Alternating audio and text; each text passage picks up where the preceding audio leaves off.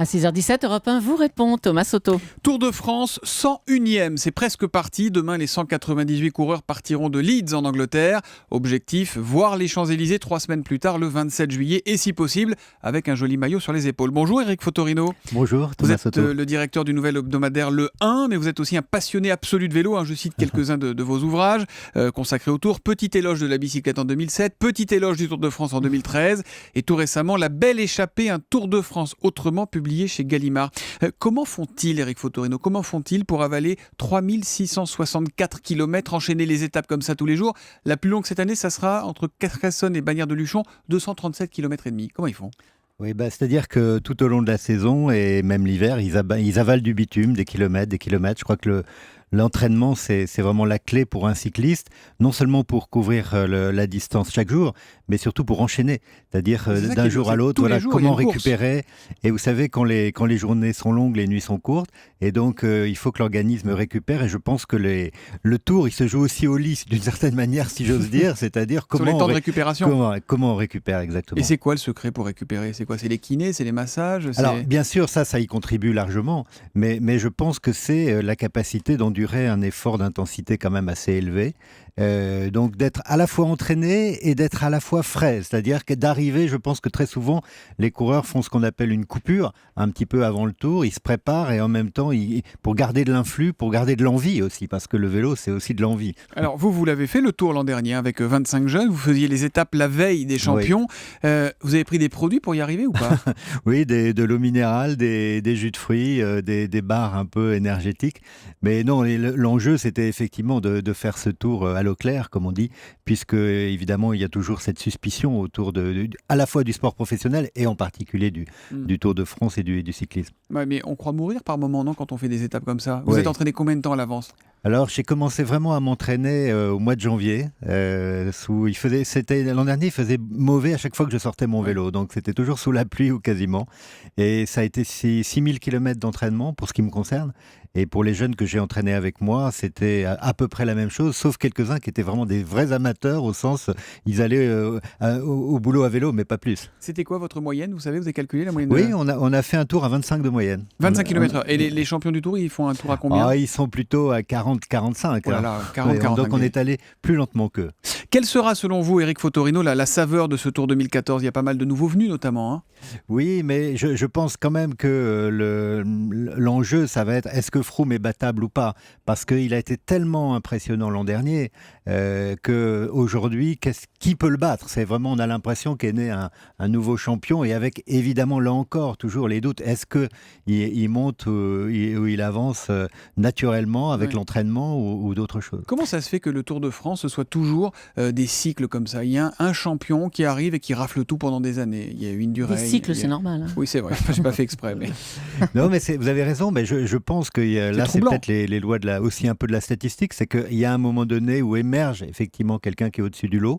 Les autres derrière essaient de se hisser. Il est rare, mais c'est arrivé qu'il y ait quelquefois 2 ou 3 grands champions en même temps. Et là, ça a donné Koblet ou Kubler, ça a donné Anquetil et Poulidor, ou Merckx avec Thévenet, ou d'autres. Ou Hinault et Fignon, bien sûr, qui étaient... Justement, Hinault, c'est lui qui a gagné. Ça a été la dernière victoire française en 85, Bernard Hinault. Comment se fait-il qu'on n'arrive plus à le gagner, ce Tour de France? C'est une bonne question. Alors, les directeurs sportifs comme Marc Madiot, par exemple, de la Française des Jeux, ils vous disent les Français ont été ceux qui ont été les plus vertueux, entre guillemets, ou en tout cas les moins... En gros, c'est ceux qui ne se dopent pas. Ne se dopent pas, parce que c'est vrai qu'il y a une sorte d'idée toute faite chez les journalistes souvent, qui est de dire ils sont tous dopés. C'est pas vrai. Je pense que la grande majorité du peloton n'est pas dopé.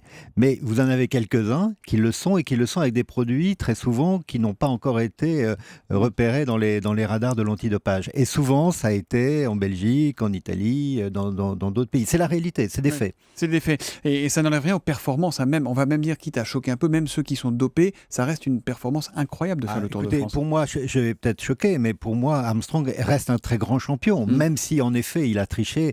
Et c'est très dommageable pour ce sport et pour l'image de ce sport. Mais c'est vrai que moi, je vous renvoie à une chronique qu'a fait Antoine Blondin dans les années 60, à la mort excellente de Tom Simpson, où il dit « Je ne porte pas de jugement moral sur ce qui se passe, et chacun est libre de son destin et à sa conscience ». Mais évidemment, ce sont des grands champions. Après, il y a quelque chose qui est un peu pénible, Eric Fotorino, c'est qu'on s'emballe en juillet, on y croit, on est scotché devant nos téléviseurs, et on apprend le nom du vrai vainqueur quelques mois plus tard, quand on a sorti tous les dopés. Ça va vraiment mieux ou pas sur le dopage ? Je pense que ça va mieux pour, comme je disais, pour l'ensemble du peloton. Quand j'ai fait mon Tour de France l'an dernier, j'avais enrôlé David Moncoutier, qui a été un professionnel extraordinaire, qui lui était vraiment un pur, qui n'avait jamais touché à ces produits. Et je pense qu'aujourd'hui, il ne serait pas le seul. Enfin, je connais des jeunes coureurs qui ne sont pas du tout là-dedans. À un moment donné, il y a un engrenage, de l'argent, de l'investissement et du retour sur investissement des sponsors. Et ça aussi, on ne peut pas séparer la question du dopage et la question de l'argent. Il se gagne où le Tour dans la grande boucle ? C'est forcément dans les étapes de montagne, non ? C'est impressionnant. Alors, il se gagne dans les étapes de montagne, mais il ne se perd pas sur le plat. Je veux dire par là qu'il peut y avoir des pièges dans des étapes qui, sur le papier, ont l'air tout à fait anodines. Et puis, vous allez avoir une étape un peu avec du vent, des bordures, des cassures dans le peloton, un leader qui perd 5-6 minutes. Et peut-être qu'il ne le rattrapera jamais dans la montagne. Aujourd'hui, tous les coureurs ont des oreillettes, Eric Fotorino, et oui. Ce sont les directeurs sportifs qui les téléguident, qui donnent des consignes. C'est devenu un sport d'équipe, le vélo ? Alors, je pense que ça a toujours été un sport d'équipe.